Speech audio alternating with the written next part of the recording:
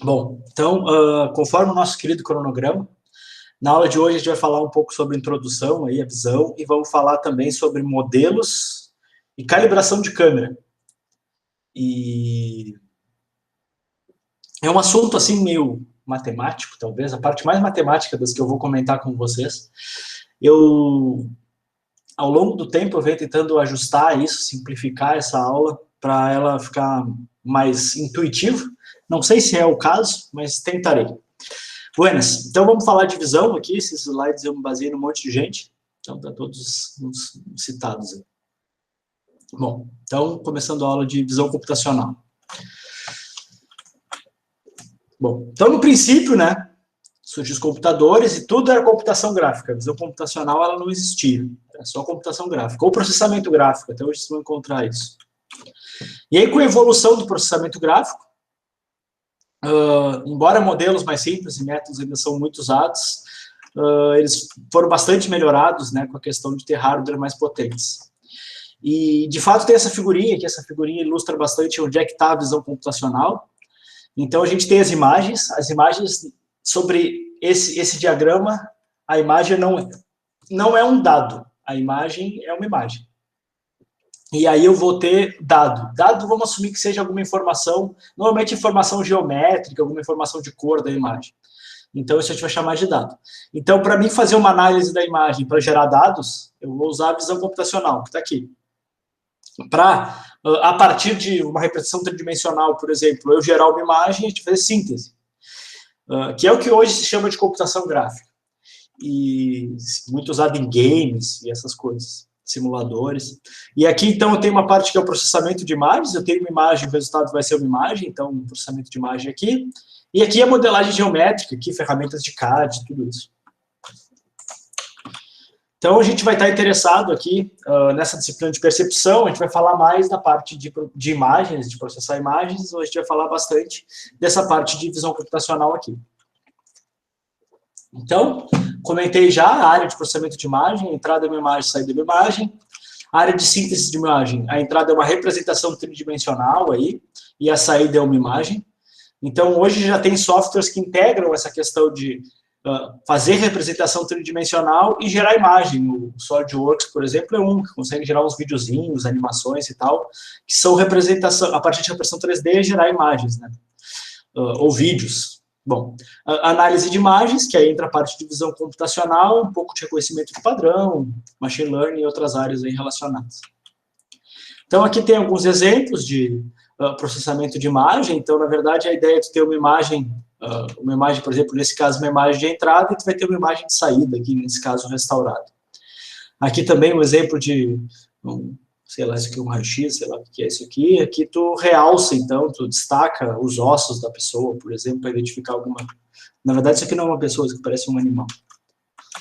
Bom, a questão de síntese de imagem, então, ferramentas CAD, né, hoje em dia você tem muitas dessas ferramentas, então aqui tem uma fotinho de um desenho de um motor no SolidWorks, aqui tem um exemplo, então, de imagens geradas, então, a partir de modelos tridimensionais, então, muito usado em jogos hoje em dia, jogos realistas, simulações realistas.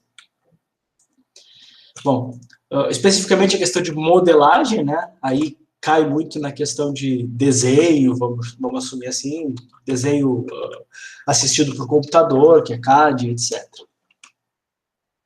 E aí a gente cai na parte de visão, análise de imagens, né, que aí busca, então, extrair características, extrair forma, movimento, a partir de imagens e vídeos, identificar objetos e outras coisas. Bom, as ferramentas mais clássicas para a visão computacional, então, o OpenCV, que é uma biblioteca, que se pode programar tanto em Python quanto em C++ e outras linguagens. O próprio MATLAB é uma ferramenta bem boa para a visão computacional. E aí, quando a gente fala de Deep Learning, né, hoje em dia a visão computacional ela é muito influenciada pelos algoritmos de aprendizado. Aí a gente fala de TensorFlow, PyTorch e outras ferramentas. Bom, então vou falar um pouquinho para vocês sobre a questão dos olhos, né?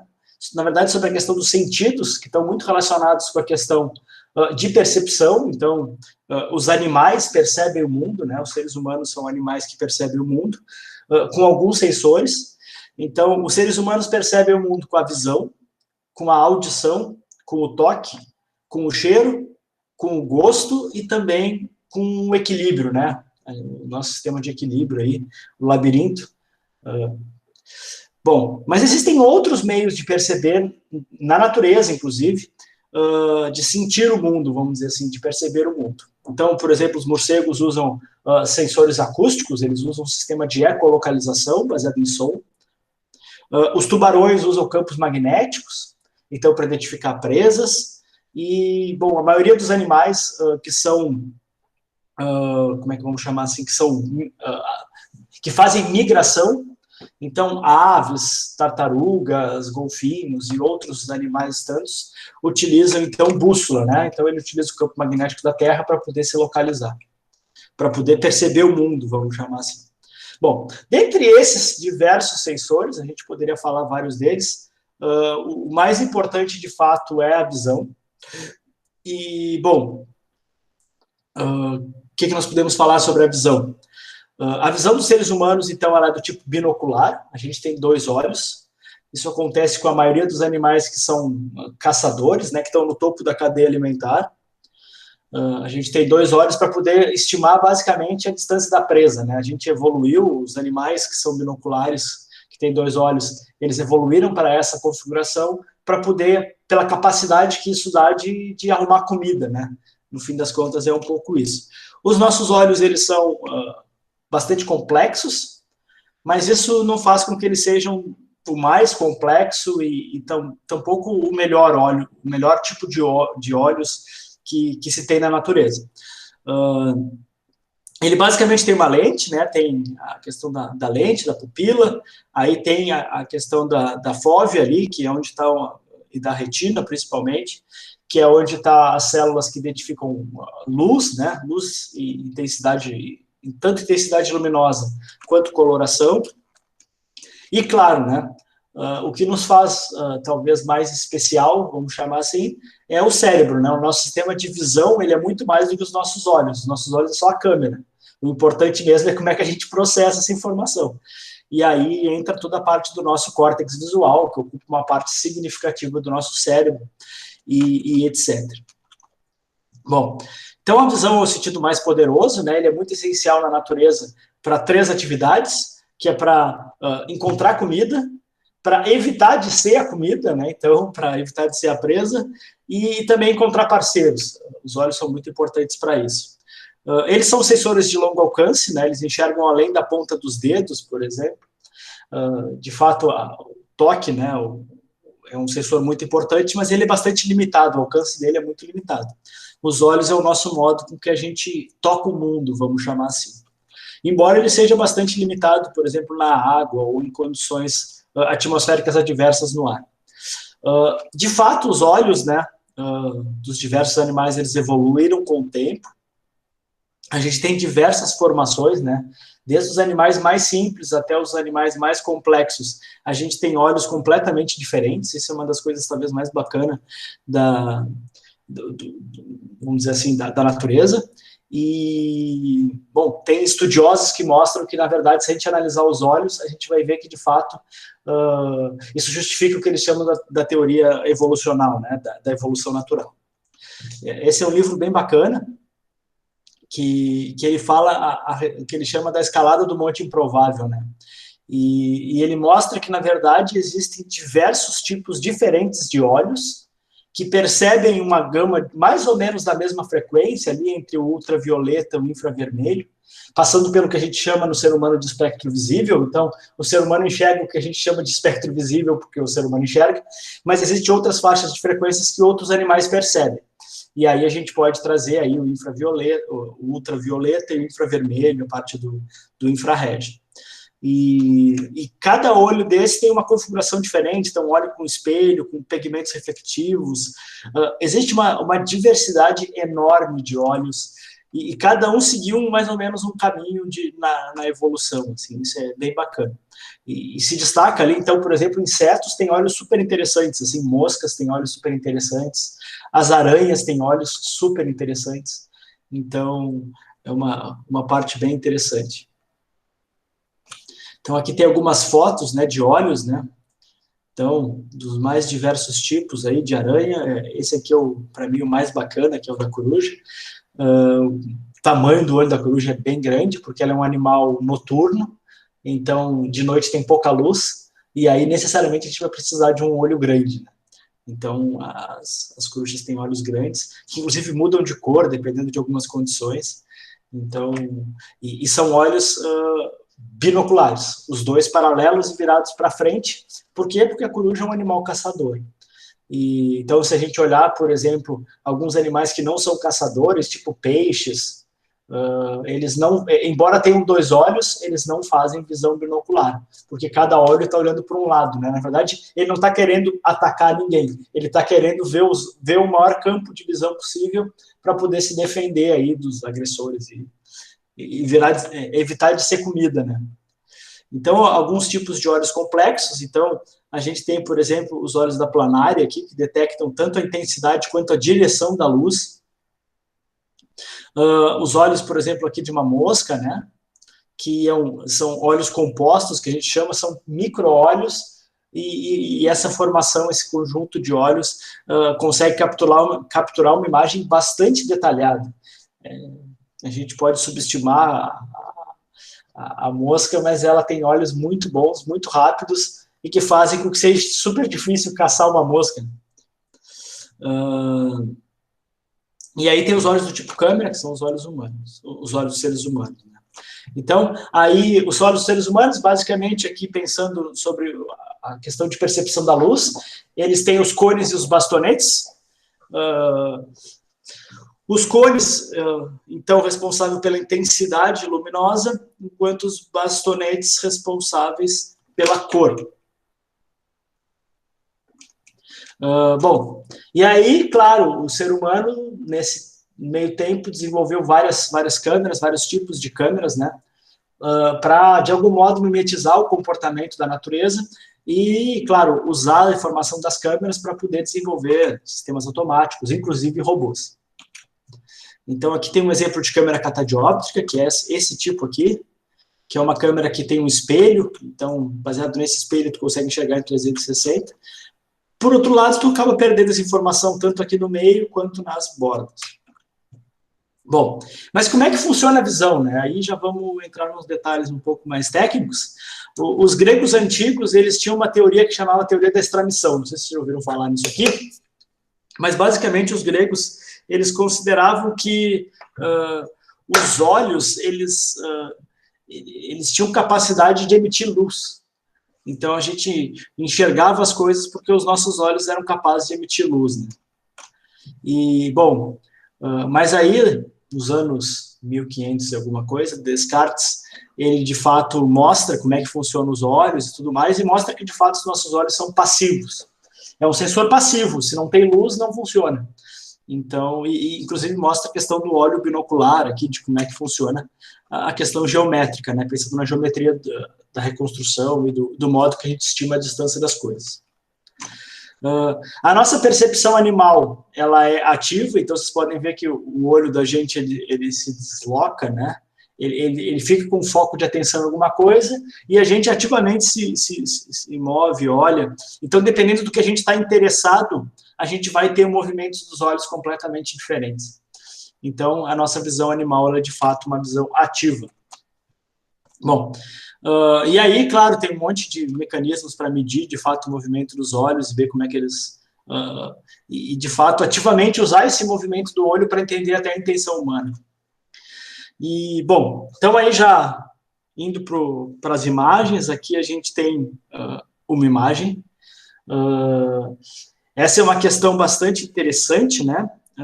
Na verdade, o computador ele enxerga uma imagem como um conjunto de bytes, um conjunto de números binários. E então, para o ser humano, é muito, muito difícil perceber essa imagem e tirar qualquer informação. Para a gente é um pouco mais fácil olhar uma imagem sobre esse ponto de vista, né? Essa imagem ela está representada assim. Vocês podem ver que, claro, uma imagem preta e branca, com baixa resolução, mas claramente a gente consegue perceber várias coisas nessa imagem, pelo menos eu consigo perceber aí. Consigo perceber que tem alguém de cabelo comprido aqui, não consigo ter certeza se é uma mulher ou um homem, mas possivelmente uma mulher, cabelo comprido, parece ter um rosto mais fino, talvez seja uma mulher, e aí, claro, se a gente vê a imagem original de mais alta resolução, a coisa começa a ficar um pouco mais fácil, principalmente colorida, né? Mas dá para ter uma ideia de como é que o computador percebe. O computador não vê a imagem assim, o computador vê a imagem assim. Então, o modo com que a gente percebe o mundo através da visão computacional, ele está mais próximo disso aqui do que disso aqui. E na verdade, isso é interessante, porque o ser humano tem algumas capacidades que até hoje as máquinas não têm, muito embora as máquinas estejam chegando bem perto das capacidades do ser humano, não todas, algumas, né? Na aula passada eu falei da questão do senso comum, né? Que é muito difícil, mas algumas questões o computador resolve muito bem, e uma questão que o computador faz muito melhor que a gente é a questão da repetibilidade, né? O computador repete a coisa sempre igual, e para a gente é super difícil fazer isso. Então, os 3 principais problemas que a gente vai mais ou menos atacar aí nas nossas aulas são o problema de reconstrução, reorganização e reconhecimento de imagens. Então, a reconstrução é como é que eu reconstruo o meu ambiente através de imagens, como é que eu obtenho a geometria dele, a representação geométrica, tanto de geometria quanto também de cor, textura e etc. Então, aqui tem um exemplo, né, a partir de múltiplas vistas, fazer reconstrução e tudo. Aqui a questão de reorganização, então como é que a partir de uma imagem, por exemplo, eu digo onde é que está um objeto, fazer o que a gente chama de segmentação. Segmentação, nesse caso, semântica, né? Eu digo o objeto, eu digo qual é o rótulo do objeto, por exemplo, nesse caso, um cachorro, um barco, etc. Reorganização em termos de fluxos, eu determinar como as coisas estão se movendo. A gente vai falar sobre fluxo óptico em aulas futuras. E a questão de reconhecimento aí, né? Não tanto focado em dizer onde estão os objetos, mas qual é o rótulo de cada um dos objetos, e identificar eles, reconhecê-los, para poder tomar ações, e também é uma questão bastante relevante e importante quando a gente fala de visão computacional. E aí, para fazer essas atividades que a visão computacional se propõe a fazer, a gente vai precisar usar algumas features. Então, aí, linhas, intensidade, textura, movimento, depth. Então, algumas coisas de linhas, cores, texturas, movimento, depth, então aqui está a imagem de profundidade aí. Bom, essa parte introdutória a gente comentou um pouco quando a gente falou lá no nosso curso de robótica. Então, a gente deu uma pequena introdução à percepção robótica, e eu trouxe ela porque nem todos os alunos que estavam lá estavam aqui, então só uma pequena revisãozinha aí de uns 15 minutos. E agora a gente, de fato, vai entrar em alguns conteúdos mais específicos do curso de percepção. Então, um desses assuntos específicos é a questão de transformações geométricas. Então, a transformação geométrica está muito associada com a robótica, de maneira geral, assim, porque o robô, basicamente, ele é um sistema que se move, né? Por essência, alguma coisa que se move. Então, normalmente, o robô trata-se de um corpo rígido. Normalmente eu digo porque existem robôs que são não rígidos, mas em geral eles são robôs rígidos, e são robôs que atuam no mundo, no espaço, vamos chamar assim. Ele pode atuar num espaço bastante limitado, um espaço talvez unidimensional, mas ele pode atuar como seres humanos num espaço tridimensional. Então, a câmera, ela pode estar presa a um robô ou não, mas vamos assumir que ela está presa a um robô, e se ela está presa a um robô, por exemplo, um robô que voa, né, um drone, se ela está presa num drone, basicamente ela tem 2 tipos de representação da sua posição no espaço, da sua, vamos dizer assim, dessa representação do corpo rígido no espaço, que é a posição e a orientação. Então a gente pode ter uma coordenada XYZ dela no mundo, né, ou seja, onde de fato a câmera está, mas também é super importante a orientação dela. E aí a gente pode representar com os 3 ângulos de Euler, que é uma representação que vem lá do pessoal da aeronáutica, que é o IO, né? Então, vamos assumir o meu celular aqui como sendo um avião. Então, o IO, o roll, o rolamento, e o pitch, ou seja, que é esse movimento de subir e descer. Então, se a câmera, por exemplo, vamos assumir que a câmera do meu celular está aqui, né? Ela está nesse momento aqui, meio curvada para cá, ela tem uma orientação, ela pode estar até na mesma posição, mas eu posso mudar a orientação, e isso muda tudo que ela está percebendo. Então, a orientação é tão importante quanto a posição. A gente, quando trata em mecânica, de maneira geral, a gente assume que o mundo ele é pontual, né?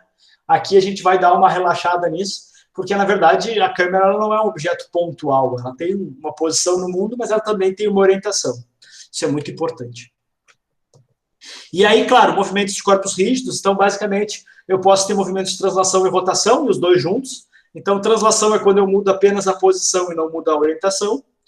Então, aqui tem um caso, por exemplo, é muito comum o movimento de translação quando a gente captura imagens aéreas, né? Então, assumo que a orientação da câmera é para baixo e o robô mantém, ou o avião, sei lá, mantém a sua orientação, muda a sua posição. E eu também posso ter câmeras que se movem só em orientação, né? Posso colocar uma câmera aí num dispositivo rotativo e mudar só a orientação dela e ela está na mesma posição. Bom, como é que a gente vai representar essas translações e rotações, né? Que é essa posição e orientação. Translação em 3D, ou posição em 3D, a gente vai representar como a gente já está acostumado aí. Sistema cartesiano, posição x, y, z. Isso é o clássico. Embora existam outros modos de fazer aí, representação polar, que vocês já devem ter visto e tudo mais, o clássico, de fato, para a posição é x, y, z. Agora, quando a gente fala de rotação, a coisa fica um pouco mais complicada. Então, representar a rotação é mais complicada que representar a translação. Essa representação mínima que eu falei para vocês, os famosos ângulos de Euler, ela resulta em singularidades, ela gera umas divisões por zero, gera alguns problemas, inclusive tem casos históricos aí de acidentes aéreos por problema de representação. Então, normalmente se usa outras representações que não são essas que a gente vai chamar de mínimas. A gente vai usar mais valores. Então, uma representação muito clássica, ela não é mínima, mas ela é bastante eficiente, é a questão das matrizes de rotação. Então, matriz de rotação nada mais é, nesse caso, que eu representar aqui os senos e cossenos de um ângulo. Então, para representar um único ângulo, nesse caso, eu vou usar 4 valores. Então, vocês podem pensar, pô, mas espera aí, eu podia estar usando 1, vou estar usando 4. Isso tem vantagens, é mais fácil de calcular as coisas, etc. Bom, hoje em dia a memória também não é um negócio tão problemático. Quando a gente está falando, então, de corpos em 3 dimensões, a gente vai falar do que a gente chama de análogo em 3 dimensões, que é a matriz de rotação. E aí a gente está falando em 3D, né? Então, em vez de usar 3 ângulos de Euler, eu vou usar uma matriz que é 3 por 3, 9 valores. Então, eu vou estar usando bem mais valores que eu, na teoria, preciso. Como é que eu represento essas matrizes? Então, eu represento as rotações em x, y e z. E aí, eu multiplicando essas variantes, né, x, y e z, eu consigo, então, representar a matriz de rotação. É muito importante a gente saber que existem um conjunto de 27, 3 vezes 3 vezes 3, 27. 27 possíveis configurações para a matriz de rotação. Então, toda vez que a gente vê uma matriz de rotação, precisa saber qual é o tipo dela. Nesse caso aqui, eu estou mostrando para vocês uma que é x, y e z. Mas ela podia ser x, y, x. Ela podia ser x, z, y. E assim por diante. Eu poderia ter essas configurações todas aí para as matrizes de rotação e vou representar os ângulos de maneira igual. Eu só preciso saber qual é na hora de decompor para entender esses ângulos, né? Porque é mais fácil do ser humano, ao menos, entender ângulos que olhar uma matriz e entender como é que o corpo está orientado. Então, é importante vocês prestarem atenção nessa questão de matriz de rotação aí, que vocês vão ver uma matriz de rotação, vocês sabem, eu posso decompor ela assim, o problema todo vai ser saber qual é o tipo, se é x, y, z, ou z, y, x, etc. Bom, que mais? Agora a gente vai falar sobre, de fato, a câmera, né? Então, a câmera, a gente viu que ela pode ser um corpo rígido. Se ela é um corpo rígido, a gente vai ter que representar ela como posição e orientação, e aí, para a posição, coordenadas cartesianas, geralmente, e para a orientação, geralmente, matriz de rotação. Mas existem outras representações, os próprios ângulos de Euler, que tem problema de singularidade, mas também a gente tem quaternions, por exemplo, que é uma representação muito usada em robótica, porque ela não é mínima, ela tem 4 valores, mas 4 é muito menor que 9. Então, isso pode ser útil também para várias situações aí que a gente demanda algumas condições específicas. Então, a gente vai falar sobre câmeras, né? E sempre quando a gente fala sobre câmeras, a gente fala sobre projeção perspectiva. Então, aqui tem uma imagem, não sei se vocês já viram isso aqui, tem conjuntos dessas imagens de ilusão ótica, né? Então, artistas, eles usam esse conceito de projeção para fazer, então, imagens que são realistas, vamos dizer assim, dependendo do ponto de vista que tu olha. Então, aqui está um exemplo, mas, na verdade, a imagem é um negócio plano. Então, nesse caso aqui, ele usou toda a questão da perspectiva para dar a impressão de 3 dimensões, quando, na verdade, a gente está enxergando alguma coisa plana. Bom, como é que funciona, de fato, a formação de imagens, né? Então, o conceito de formação de imagens, a gente vai ter um objeto que vai estar sendo imagiado, e a gente vai ter, geralmente, um sensor, um filme, vamos chamar assim, né? Antigamente, a gente tinha esses filmes fotossensíveis, hoje em dia a gente tem sensores, né?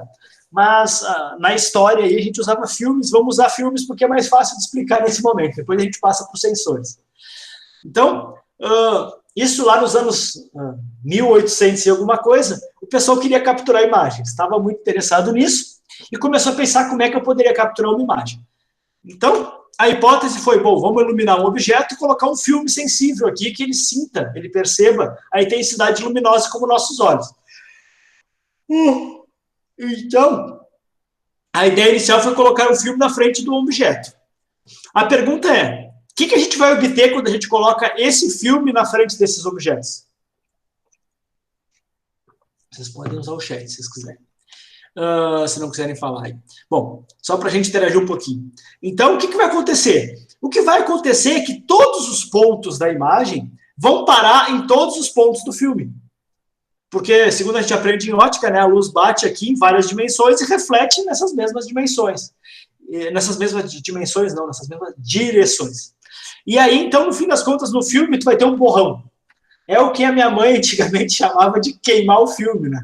Era, de fato, quando, porventura, vamos dizer, abria o filme sensível lá, tinha que abrir na câmera escura e tal, se tu não abrisse na câmera escura, queimava o filme. Então, tu vai enxergar tudo branco, né, na verdade, porque tu vai ter luz em todos os pontos. Então, qual foi a ideia lá nos anos 1800 e pouquinho?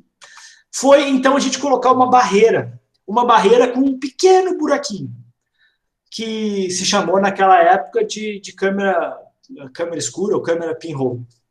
E qual é a ideia? A ideia é que só a luz que vai na direção que passa pelo buraco, ela chega no filme. Então, esse ponto aqui, toda outra luz que for noutra direção, não vai passar no buraco, vai ficar presa na barreira. Vai parar aqui, e assim a gente vai ter, de fato, a imagem da minha árvore de Natal aqui, projetada aqui. Uma coisa que é importante é que ela vai ser invertida. Toda imagem usando esse mecanismo, ele é uma imagem invertida. Então, vocês podem ver que a parte central está aqui no centro, mas a parte que estava em cima, agora ela vai ficar embaixo. Então, com essa barreira, a gente vai reduzir o borramento, eu vou evitar que a luz de outros pontos venha parar no ponto que eu estou interessado. Essa abertura aqui, a gente vai conhecer, ela é conhecida como aperture, ou abertura da câmera. Hoje em dia, até hoje, as câmeras modernas têm essa abertura.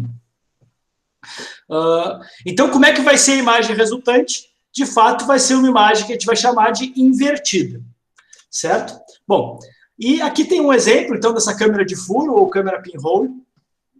Aqui está o meu objeto, nesse caso, uma vela, e aí a luz vai passar pelo buraquinho e vai ser projetada lá, e eu vou ter a vela, sempre ao contrário, sempre invertido. A gente vai trabalhar com um conceito virtual de imagem, que é a imagem que não está invertida. Ela está a essa mesma distância aqui do buraco até o plano imagem, ou esse filme sensível, para frente do buraco, ou seja, ela não existe de verdade, ela é só virtual, mas ela vai permitir que a imagem não seja invertida. Então, hoje as câmeras digitais, elas fazem isso em software, ela inverte a imagem, de fato, em software. Antigamente, ela saía invertida, mas depois, na hora que tu revelava, tu olhava ela na posição certa e estava tudo certo. Bom, como é que funciona esse modelo projetivo, né? Vai surgir aí um conceito que para a gente é super importante, que é o conceito de distância focal, que é aquele F. Então, aqui vocês podem ver o F. Esse modelo, basicamente, ele vai usar um conceito simples de matemática que chama-se de relações de triângulos, né? Então, a gente vai ter um ponto x, y, z no mundo aqui, xão, yzão, zão no mundo. Ele existe no mundo, esse ponto. E aí, esse ponto, ele vai... aqui é a imagem virtual, vocês podem ver que está na frente do meu buraquinho. Esse buraquinho a gente vai chamar do centro da câmera, certo? O meu ponto C aqui é o centro da câmera. Vocês vão ver que, de fato, nas câmeras modernas, a gente não tem exatamente esse mesmo formato de buraquinho, embora a gente tenha um conceito de obturador. E a gente tem lentes, né? A gente tem lentes que fazem essa convergência acontecer. Mas, bom, de qualquer modo, a gente vai ter o centro óptico. E aí, o que vai acontecer é que esse raio que sai de X, ele vai cruzar o plano imagem, nesse caso, um plano imagem virtual, não está invertido, na posição X, que é o meu pixel na imagem, que vai ser X e Y na imagem. E aí, o que vai me relacionar? Então, eu vou ter que a distância focal aqui, essa distância entre o plano imagem e o C, é o que a gente vai chamar de F, essa distância aqui. E aí, então, eu vou ter que X sobre F, ela vai ser igual ao X sobre Z. Então, tem uma relação de triângulo. Então, o meu X na imagem vai ser o X sobre Z multiplicado por F. Certo? Uma relação de triângulo bem simples. Se a gente explorar essa relação de triângulos, vamos dizer, a gente consegue fazer imagens bem bacanas, como essa daqui, né? Então, que dá a impressão de que, dependendo de onde tu bate a foto, obviamente, tu dá a impressão de que a pessoa, na verdade, ela é menor do que de fato ela é. Na verdade, ela está mais longe, né? Ela não é tão pequena, ela só está longe. Então, um dos problemas da projeção perspectiva é que a gente nunca sabe se eu tenho um objeto que ele é pequeno e ele está muito próximo da câmera, ou se ele é um objeto que ele é muito grande, mas ele está muito longe da câmera. Então, essa questão a gente nunca consegue resolver. O ser humano ele resolve isso por vários meios, assim. Um deles é o próprio conhecimento. Eu sei que não existem pessoas de 10 metros de altura, por exemplo. Outro conceito é que eu sei que não existe pessoas de 10 centímetros de altura, então que seria esse caso aqui, sei lá, 20 centímetros de altura, não tem pessoas desse tamanho. E também a questão da gente usa visão binocular, né? A gente usa os dois olhos eles resolvem esse problema. Para isso que, na verdade, servem os dois olhos, para ele nos dar o Z. E com o Z, eu consigo saber se o objeto está mais perto ou mais longe e eu resolvo esse problema. Então, aqui tem um outro exemplo, né? Bom, a gente, se botar na internet aí exemplos, o que mais vai aparecer são exemplos desse tipo, aí, de pessoas explorando a questão da projeção perspectiva. Bom, as primeiras câmeras, então aqui tem uma câmera de Daguerre, sei lá como é que fala o nome desse cara, que era francês, em 1839, então já faz um bocadinho de tempo que existem as câmeras. E basicamente alterando então o tamanho, o diâmetro daquele pinhole, a gente vai ter imagens mais ou menos brilhosas, mais borradas, desculpa.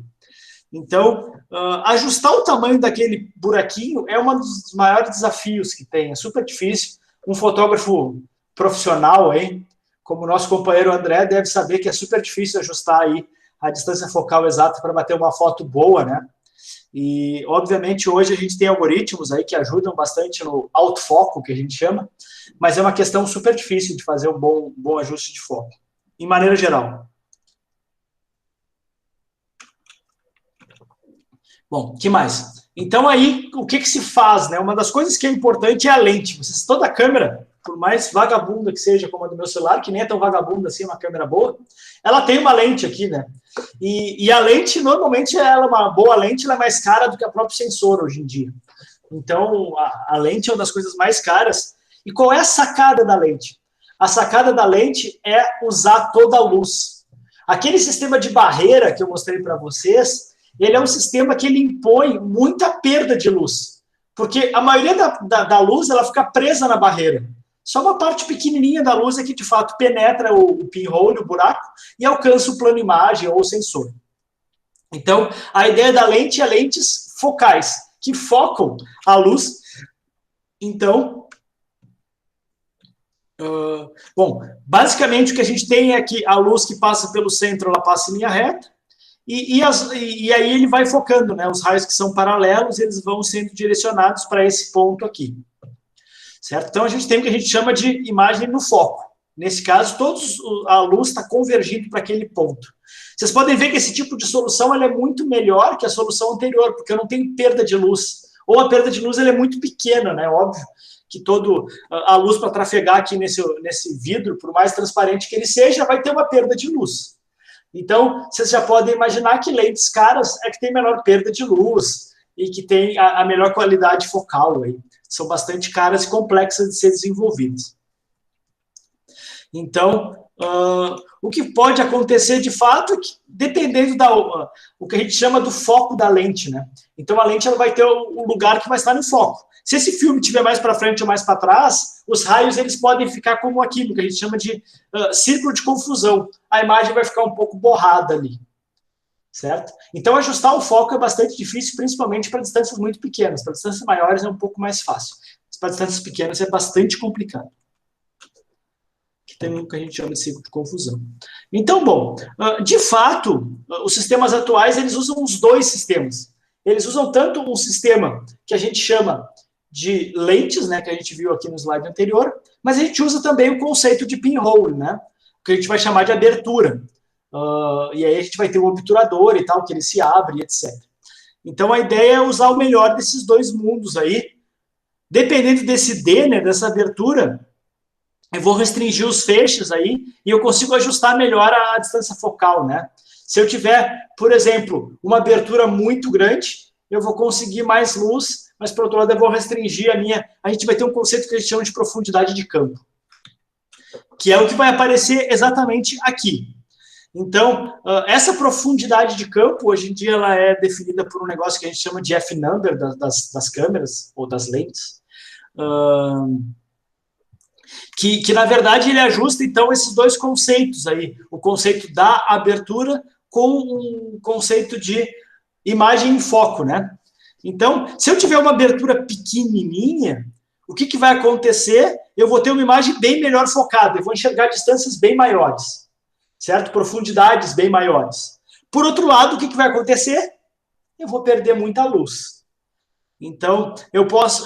se eu abrir um buraco bem grande aqui, eu vou ter uma profundidade de campo menor. Nesse caso, vocês podem ver que o fundo está completamente desfocado, mas, por outro lado, eu vou deixar penetrar mais luz. Então, isso pode ser, por exemplo, interessante para imagens noturnas, ou mesmo para imagens artísticas que o pessoal faz. Então, por que a gente não usa sempre uma abertura pequenininha? Porque uma abertura pequenininha, ela perde muita luz. Muita luz vai ficar presa na barreira, e isso nem sempre é interessante para a gente. Bom, então como é que funcionam as câmeras modernas? Essa aqui nem tão moderna é, essa aqui ainda é um pouco mais antiga. Ela tinha um sensor CCD. Hoje em dia os CCDs CMOS eles têm qualidades equivalentes, a gente consegue bons CCDs e bons CMOS. O CMOS ele costuma ser mais barato. Com o tempo aí, antigamente os CCMOS eram os ruins e baratos, e os CCDs eram os bons e caros. Hoje em dia essa lógica já não existe mais tanto, muito embora a maioria das câmeras profissionais ainda usem sensores CCD, que é a tecnologia de captura. Né? Então, bons sensores, boas câmeras têm sensores grandes. Então, esse aqui é um exemplo de uma câmera, acho que da Nikon, não lembro qual é o modelo. Tem aqui, então, a questão do sensor, bem grande, né? E vocês podem ver que aqui tem um espelho. Por que tem esse espelho? Porque a luz, ela vem, e uma parte da luz ela vai para o sensor, e outra parte ela vai para o olho do fotógrafo, vamos chamar assim. O que acontece, né? Essas câmeras profissionais, a maioria delas até tem um display, mas o fotógrafo ele faz questão de usar um olho, porque o display tem um atraso. Por menor que seja, esse atraso pode prejudicar a qualidade da imagem que ele vai bater ou tirar foto, né? Tirar a imagem, fotografar. E então, geralmente, tem esse conjunto de espelhos aqui que ele faz com que a luz chegue tanto no sensor quanto no olho humano, né? Para a gente poder enxergar aí. Que mais? Bom, câmeras caras, digo caras mesmo, muito boas e muito caras, normalmente elas têm 3 sensores. Um para cada faixa de frequência. Um para o vermelho, um para o verde e um para o azul. Mas a maioria esmagadora, assim, 99,9% das câmeras, elas têm apenas um sensor. E como é que a gente, com um sensor, calcula a imagem colorida? Então, a gente usa esse que a gente chama de um filtro, né? Então, tem esse filtro de Bayer, filtro de Bayer, eu acho. Putz, eu nunca lembro, sempre confundo com Bayes. Não, mas é filtro de Bayer. Que é esse filtro colorido aqui, que, na verdade, cada pixel, ele é responsável por uma faixa de frequência, né? O ser humano, ele percebe o mundo, basicamente, nessas 3 grandes faixas de frequência, que é o azul, o verde e o vermelho, que são as que a gente chama de cores primárias, né? E a gente pode ver aqui que tem bem mais pontos verdes que azuis e vermelhos. Isso se deve basicamente à percepção humana. Algumas câmeras boas, elas têm esse negócio mais uniformizado, né? Então, tem câmeras da Nikon, por exemplo, bastante caras, que eles têm o negócio de maneira mais uniforme. Então, ele calcula tanto o vermelho, quanto o verde, quanto o azul de maneira uniforme. Mas câmeras normais, que são focadas no ser humano, eles têm muito mais pontos de verde do que de azul e de vermelho. Certo? Mas a gente não percebe isso. E como é que, de fato, a gente tem? O que a gente tem? A gente tem, de fato, imagens incompletas. E, artificialmente, a gente completa esses pixels aqui.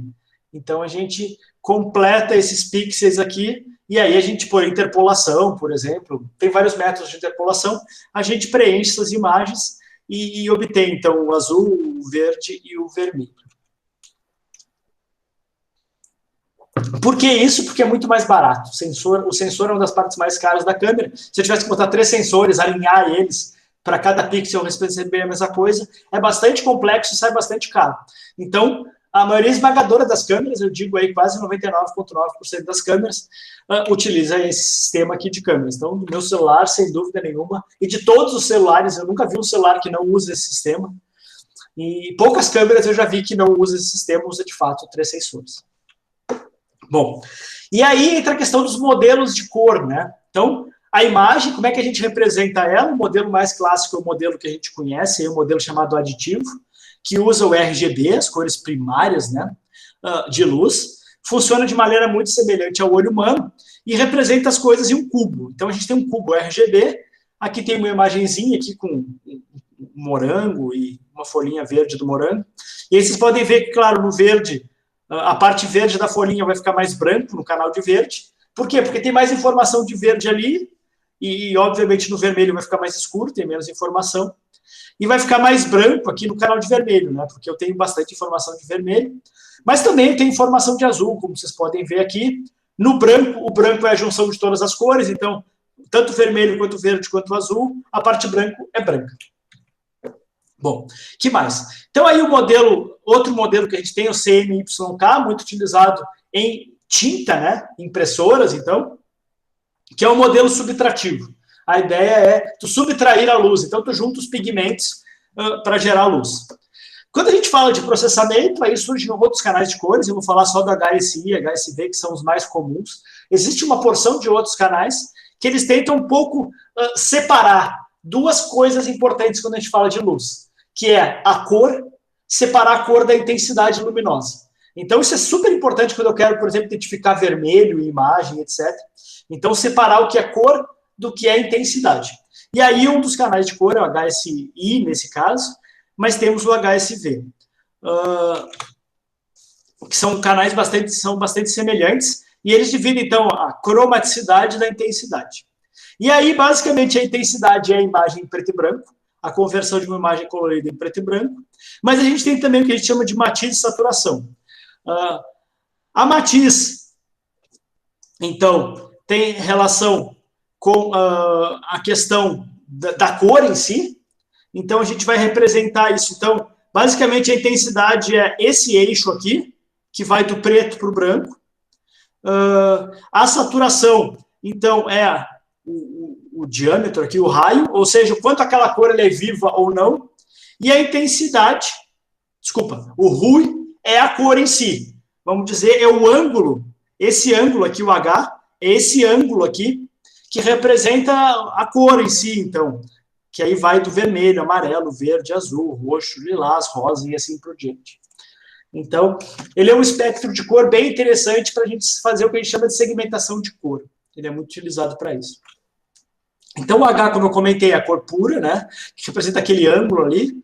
O S, que a saturação é a pureza da cor, basicamente é a distância aqui, o diâmetro. Então, a gente tem o ângulo, coordenada polar aqui, né? Então, tem o ângulo e o diâmetro. E a intensidade, que basicamente é o quanto de luz eu tenho. Bom, mas, de fato, a gente já viu, então, esse filtro de Bayer aí. Mas, de fato, o que a gente percebe quando a gente olha uma imagem? Basicamente, lá a gente vai ter uma célulazinha fotossensível, que é o que a gente vai chamar de pixel. Ele pode ser quadrado, mas geralmente ele não é. Então, aqui nesse exemplo, vocês vão ver que o pixel não é quadrado. Embora a gente represente, na maioria das vezes, ele quadrado, na verdade, lá no mundo real, lá, ele não é. E ele tem um tamanho. O sensor em si, ele tem um tamanho. A gente vai chamar de SX e SY. É o tamanho da unidade sensora que percebe luz lá no sensor. Obviamente, né, sensores mais baratos são menores, com unidades menores. Sensores mais caros têm essas unidades maiores para perceber mais luz e conseguir ter mais detalhes, né? Então, vamos lá, que mais? Então, aqui está como é que a gente representa o que a gente vai chamar de conversão entre uma imagem, que é um conjunto de pixels, numa imagem no mundo. Na verdade, uma imagem, ela vai ser um ponto, um pixel, desculpa, ele vai ser um ponto lá no sensor. Então, como é que eu converto isso? Basicamente, a gente vai usar como referência o centro, aquele centro óptico lá, o O ou C, dependendo de como os autores chamam, que é o centro óptico, no qual o nosso referencial, né, normalmente uma imagem ela começa no pixel 0, e aí vai ter o pixel N aqui, tanto em X quanto em Y, mas ela tem um centro. Esse centro, geralmente, ele está no centro da imagem, então se eu tiver uma imagem 300 por 300, esse centro está em aproximadamente 150 por 150. O pixel 150 por 150 é o pixel central. Mas a gente vai ver que nem sempre isso é verdade. Que mais que é importante? Então, basicamente, eu vou precisar saber o tamanho do pixel. O SX e o SY, que é esse tamanho do pixel. E aí, então, eu vou conseguir converter um pixel no domínio da imagem, x e y no domínio da imagem, para um pixel no sensor, no plano do sensor que existe no mundo. Por que eu vou precisar ir para o mundo? Agora a gente vai ver que a gente vai precisar usar uma geometria, porque, na verdade, a imagem que eu percebi, ela existe no mundo. Ela existe na câmera, na imagem que eu olho, mas aquela imagem, ela existe num lugar do mundo. E é isso que eu estou querendo representar aqui. Então, a gente tem essa representação que relaciona o SX, que é o tamanho do pixel, e SY, o tamanho do pixel X e Y, e o centro óptico. E eu tenho aquela equação, que a gente já viu ela, que é a equação que relaciona a relação de triângulos, então, que relaciona a distância focal com o pixelzão no mundo. Que a gente obtém basicamente através dessa relação de triângulos aqui. Então, a distância focal, o pixel em X, o Z e o Xão, né? Nesse caso, a altura do pixel no mundo. Uma coisa que vocês podem ver que é interessante é esse sinal de menos aqui, né? Então, esse sinal de menos depende se eu estou no plano real ou no plano virtual. Se eu tenho a imagem real, que ela está invertida, aí é menos, ou a imagem virtual, que ela não é invertida. Bom, relacionando esses dois, a gente consegue gerar essa matriz aqui. Então, eu consigo, fazendo uma relação dessa equação com essa, eu consigo dizer que o x na imagem vai ser menos a distância focal sobre SX, que é o tamanho do pixel no mundo, o xão, zão, ou seja, agora eu já estou relacionando com o pixel no mundo, mais o centro óptico. Então, essa matriz aqui, que a gente vai chamar de matriz K, que é uma representação dessas duas equações, sobre o formato matricial, ela vai me relacionar, então, XY com o meu XYZ.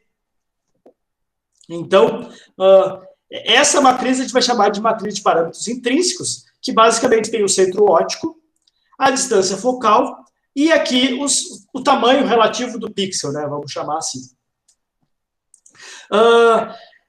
A gente vai ver que isso vai relacionar um ponto no mundo. Como é que eu faço um ponto no mundo virar um ponto dentro da minha imagem? Como é que eu faço para projetar um ponto que está no mundo qualquer num ponto que está lá dentro da imagem? Vocês podem ver que surgiu um W aqui, né? Esse W é o que a gente chama de um fator de escala. Esse fator de escala a gente não sabe qual é ele, e ele, na verdade, explica que essa dificuldade que a gente tem com uma única imagem de saber se a imagem é grande e está longe ou se ela é pequena e está perto. Então, essa matriz aqui é super importante. A gente vai chamar ela de matriz de parâmetros intrínsecos. Bom, quais são os parâmetros de uma câmera, né? Eles são muito importantes para a gente fazer reconstrução 3D, cálculo de posições de objetos e outras coisas. A gente vai assumir alguns pressupostos, a gente vai ter que definir um sistema de referência. Quando a gente fala de coordenadas cartesianas, a gente fala de um sistema de referência. Isso tudo a gente estuda em outras disciplinas aí. Bom, que mais? Então, o frame da câmera ele vai existir no mundo. Vocês podem ver que tem a câmera ela existe no mundo. Eu tenho a minha imagem, que existe no domínio da imagem. O que eu vou precisar fazer? Eu vou precisar converter, então, como esse meu objeto aqui, ele está no domínio do mundo, eu preciso converter a minha imagem do domínio da imagem, desculpa, essa minha imagem, esse frame da imagem para o domínio da câmera, e depois o domínio da câmera para o mundo. Então, para converter o domínio da imagem para o domínio da câmera, a gente vai usar um negócio que a gente vai chamar de parâmetros intrínsecos. E para converter o domínio da câmera para o mundo, ou seja, saber onde é que ela está no mundo, eu vou precisar fazer o que eu vou chamar de parâmetros extrínsecos, que ele é representado basicamente por rotação e translação, que é aquilo que a gente falou lá no início da aula. Então, os parâmetros extrínsecos, eles fazem essa ligação dos pixels para o frame da câmera. Então, eles saem da imagem e vai aqui para um ponto que existe dentro do sensor da câmera, e aí depois, dentro desse sensor da câmera, a gente vai para o mundo através dos parâmetros extrínsecos, que basicamente representam por translação e rotação, x, y, z, coordenadas cartesianas, matriz de rotação. Os parâmetros intrínsecos são aqueles parâmetros K, que eu mostrei naquela equação, distância focal, centro óptico e tamanho relativo do pixel.